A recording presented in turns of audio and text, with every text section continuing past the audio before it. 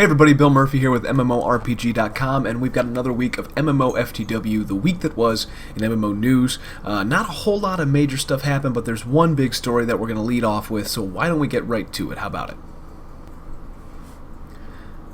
First up, that lead story is, of course, the news that Funcom is now looking for a merger, a sale, investment, anything essentially to help keep the company afloat and sticking around. It is a brief statement over on the Funcom Investor Relations page. We have the link down in the comments below to the news story on MMORPG.com.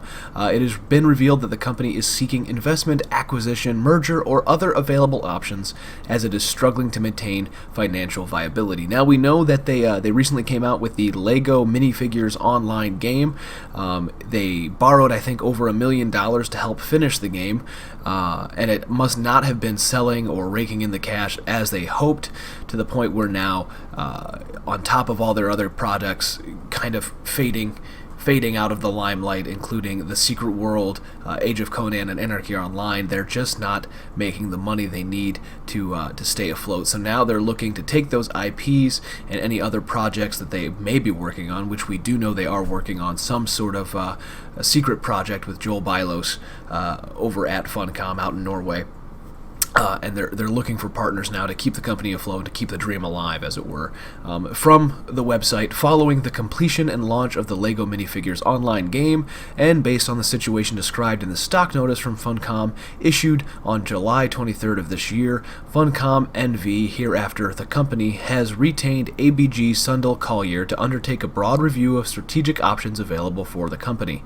The company is actively seeking invested parties for discussions surrounding the investment, acquisition, merger, or other available options. So there you have it, folks. It looks like Funcom could be no more unless somebody out there, like say, Sony Online Studios, recently Columbus Nova Investors, if somebody like them reaches out and says, you know what, we like what Funcom does, we're gonna partner up with you, or maybe another developer, another publisher, somebody like that might see the merit in Funcom's projects and their ability to experiment in the online space and maybe give them a shot. So we'll just have to cross our fingers and hope that those unique, however misguided games stick around, because there really is nothing quite like The Secret World in the MMO space, and it would be a real shame to see it suddenly closed for whatever reason.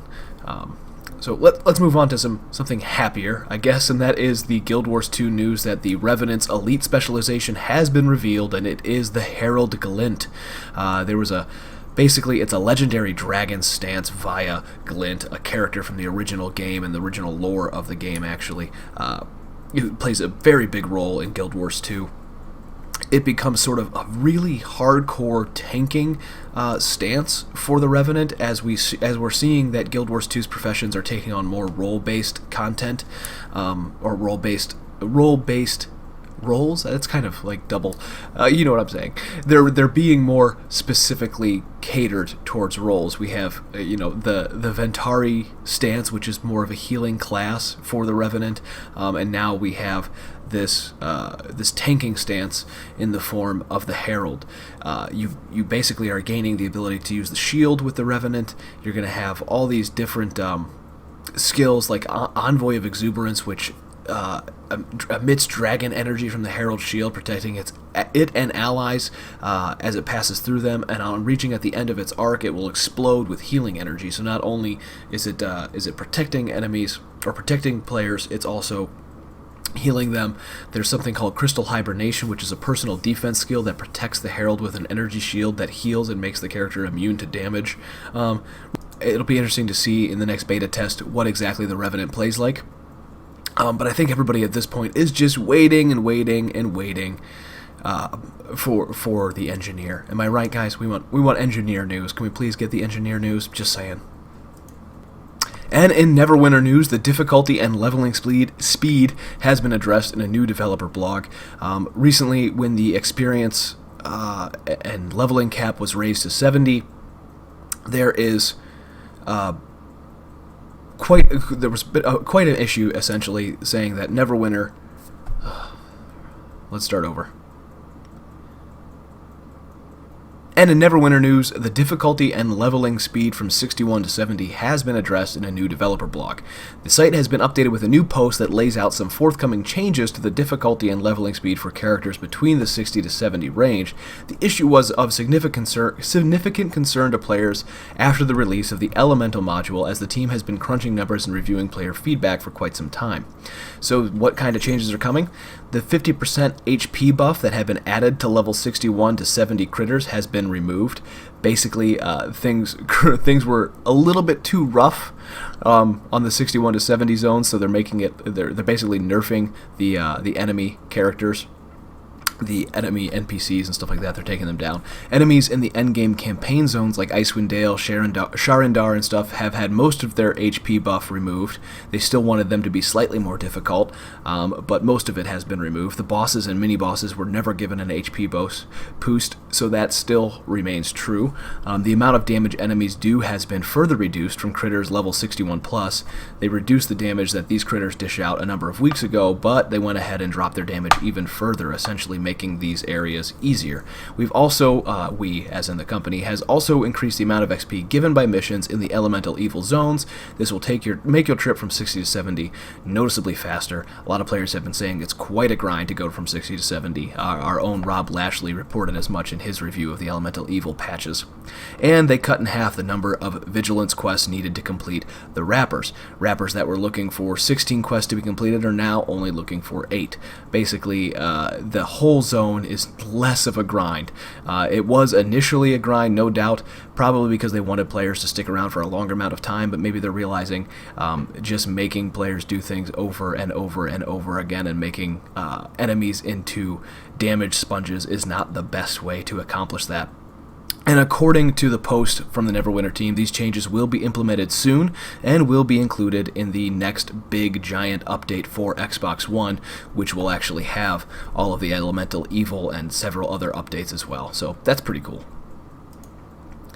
And in Pirate101 news, yes, Pirate101 news, the long-awaited ranked PvP has made its way into the game. Pirate101 and Wizard101 are two family-friendly MMOs that we often hear about, but we don't really talk about too much because, we're hardcore gamers and all that stuff. But after a long and bumpy road, Pirate101 players can now step into ranked PvP gameplay with the deployment of the latest patch.